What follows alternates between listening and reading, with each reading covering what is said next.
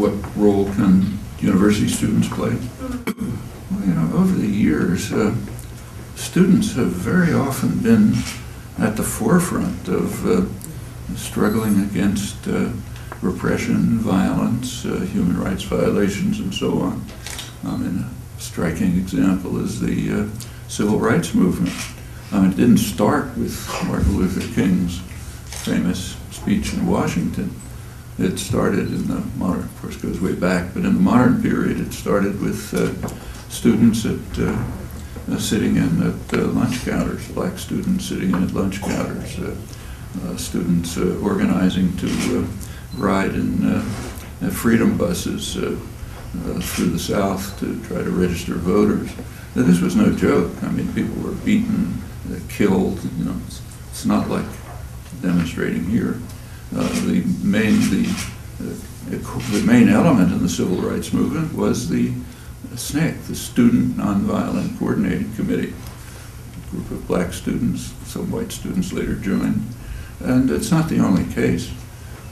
It's happening all over the world right now. In fact, the uprisings around the world now are very much student-initiated and with students at the forefront. It was true in the anti-war movement, resistance movement, in fact, case after case. And there's a good reason for it. I mean, students, college students, are at the time of their lives when they are most free. They're no longer under complete parental control. They're not yet facing the pressures of trying to keep food on the table for a family. And they have opportunities and freedom freedom to explore. That's in principle what a university is supposed to provide. Maybe it does, maybe it doesn't, but that's the mission. And so they have a high degree of freedom, lots of opportunity, and can be very influential and effective, as they've been in the past. Well, actually, Arizona has the unfortunate honor of being in the lead in trying to repress diversity, encouragement of young people to learn about their own history. In the case of Arizona and banning Mexican studies programs, it's particularly ironic because this is Mexico. This is a part of Mexico that the United States conquered in a war of aggression. Conquered half of Mexico, that's right here. So that's why you have cities with Spanish names all over the place, up through California. A very ugly war, we should be ashamed of it, but that's here. And of course there are plenty of Mexicans here. There used to be a pretty open border. The border between the United States and Mexico was quite open, sort of the same people on both sides, people crossing to visit their relatives and so on. It was militarized. Strikingly, in 1994, the year that NAFTA was passed, Clinton initiated the militarization of the border for reasons that are not obscure. It was obvious that NAFTA was going to have a devastating effect on poor Mexicans. Mexican campesinos may be very efficient, but they're not going to compete with highly subsidized U.S. agribusiness. Incidentally, Clinton wiped out the agricultural system in Haiti in exactly the same way. Small Mexican businesses are not going to be able to compete with the U.S. multinationals that have to get national treatment in Mexico under NAFTA. So, of course, there was going to be a very harmful effect on the Mexican population, which indeed there was. And they're going to try to go north. They're not the only ones. I mean, right at the moment, there's a trial in Guatemala. I mean, it really takes brilliance for the U.S. media and intellectual class not to see what's happening.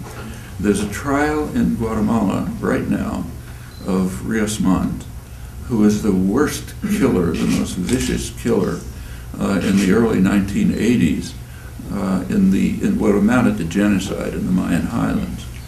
He was highly praised by Ronald Reagan as a man totally dedicated to human rights, getting a bum rap from the human rights organizations and so on. Well, he was instrumental in murdering maybe 1 million people, mostly Mayans in the highlands. That's happening right now. Right at this moment, Mayans from the highlands are still fleeing to the United States, right now. Actually, I know some of them. There are a lot of them around eastern Massachusetts. They're fleeing from the wreckage of a genocidal war that we were instrumental in backing. And the general in charge happens to be on trial now. Well, they're also trying to cross the border, people desperately trying to cross the border from the ravages of the hideous wars that we either carried out or supported there, along with the treatise of our international economic arrangements imposed not for the benefit of American workers, they were harmed too, but for the benefit of the corporate interests who designed policy. So it happens to be different corporations than these, but basically the same story. So yes, the idea of destroying Mexican studies programs in a community which is heavily Mexican, it's just outlandish under these circumstances. And as you know better than I do, it's going as far as banning of books. I mean, that's reminiscent, I'm afraid, of Nazi Germany. When you start banning books of Chicano history, rethinking Columbus, classics, and so on, well, it's an international disgrace.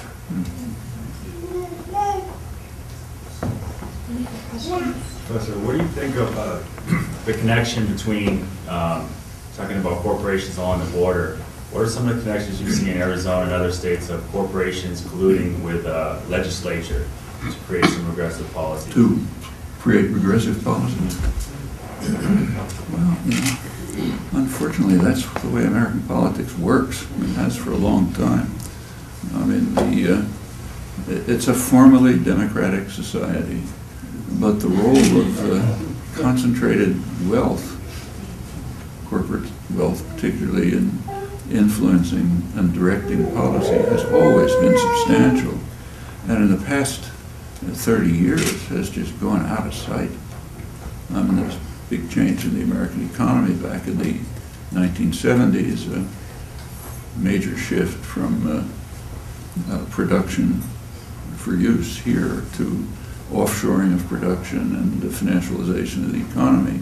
That set in motion processes, a kind of a vicious cycle of processes, which has led to extraordinary concentration of wealth in the top fraction of 1% of the population. Concentration of wealth yields concentration of political power almost automatically. Now that yields legislation which carries the cycle farther. And we've reached a pretty dangerous situation. So very good evidence that campaign funding alone is a pretty good predictor of government policy. Thomas Ferguson, political economist, is the person who's done the major work on that. Now, his work goes back a century, but in recent years, it's just become a farce. I mean, take a look at the current Republican campaign debates, which incidentally are just, the world can't believe what they're seeing. If you read the foreign press or you travel abroad, there's a sense that the country's just going off its rocker. But just this morning, in fact, Obama announced that he's also going to have a super PAC so they can pour huge amounts of money into slanders and lies about opponents and so on. It's become kind of a farce, especially since Citizens United. But it goes back a long time, and it's inherent in a social system in which wealth and hence power is highly unequally distributed. By now, radically unequal, much worse now than before. So sure, corporations and legislatures cooperate all the time. One of the reasons why the right wing wants to, are passionate about the 10th Amendment is not because they're constitutional originalists, I don't give a damn about the Constitution. But they know perfectly well that states are easier to control than the federal government. So if you can devolve decision-making power to the states, the corporations are going to be far more powerful even than they are now. And the federal government, some sort of barrier to total corporate control. But when you get things down to the states, the small states can't, much more corrupt. There's plenty of corruption in the federal government, but much more in the states, even more in the towns, because they're just weaker and smaller. So if you devolve authority, fine, you have a clear road.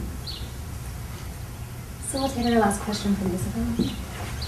What do you think of what's going on in Spain with human rights magistrate, really Baltasar, and how Baltasar, the human rights magistrate that prosecuted Pinochet, and then now he's being tried because he's violating the amnesty law that, and he wants investigation. How do you see that, and do you see that as a possibility for, being expanded elsewhere, like, some of us around here, or, Well, remember that, if, I want a lot of time to talk about it, but I suggest that you look up a recent work by Vincent Navarro.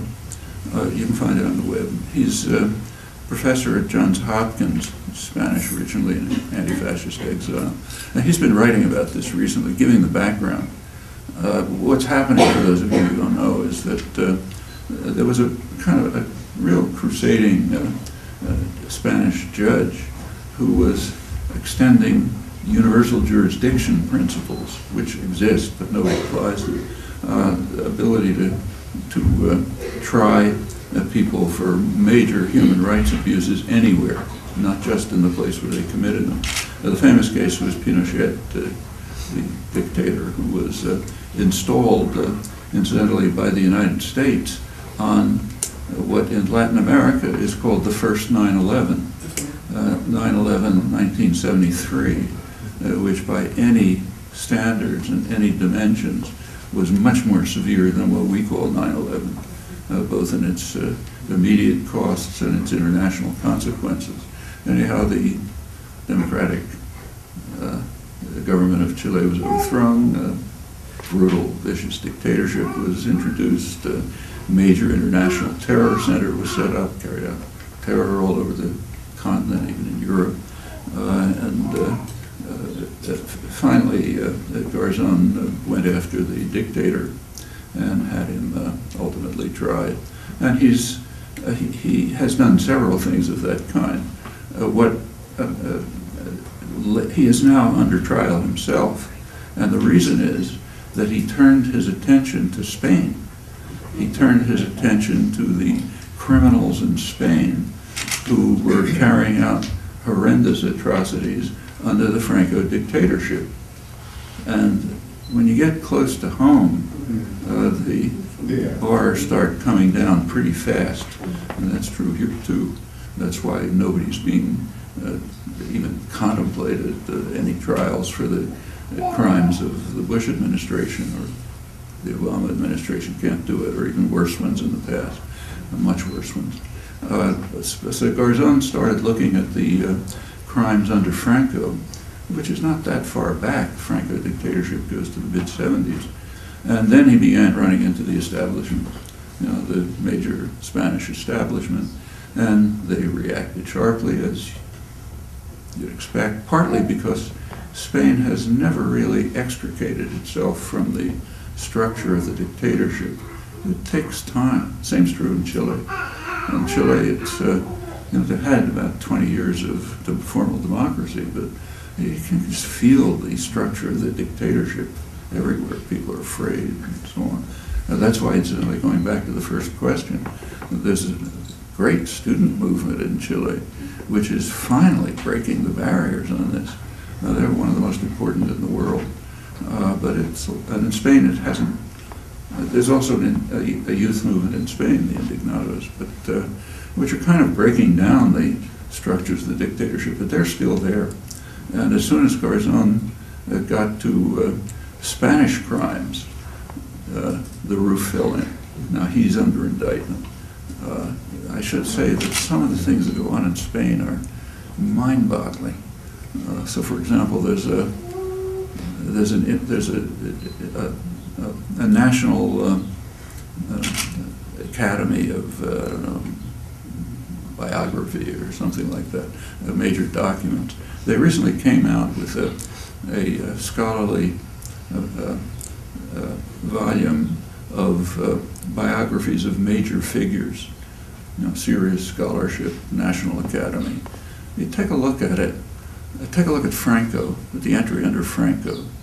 He's described as a conservative nationalist, did a few things that weren't so wonderful, like maybe killing 100,000 people or so, but that's not mentioned. But he was basically a decent conservative nationalist. And there was a criminal in those days, Negrin, the head of the Republican government, that was defeated in Franco in the Civil War. So he's the criminal, and Franco was like a conservative nationalist who was supposed to honor and respect. Well, these are the kinds of things that happen. We shouldn't look at them with too much disdain. For example, if you read publications that come out of the Hoover Institute in Stanford, major supposedly scholarly institute in the Stanford campus, you can read publications which tell us how lucky we are because there's a colossal figure who hovers over us like a warm and friendly ghost. This is not North Korea, incidentally. This is the United States. And they're referring to Ronald Reagan, one of the major killers and murderers of the modern period. Supported apartheid South Africa. He carried out major atrocities in Central America. He, in the Middle East, supported Israel's invasion of Lebanon, killed 20,000 people. He was the strongest supporter of the Argentine dictatorship, which was the worst of the horrible Argentine dictatorships. But he hovers over us like a warm and friendly ghost. And that's coming out of Stanford University. So before we start throwing stones at other people, it's useful to look into a mirror as well. But that's what's going on with Garzon, and it's really shocking.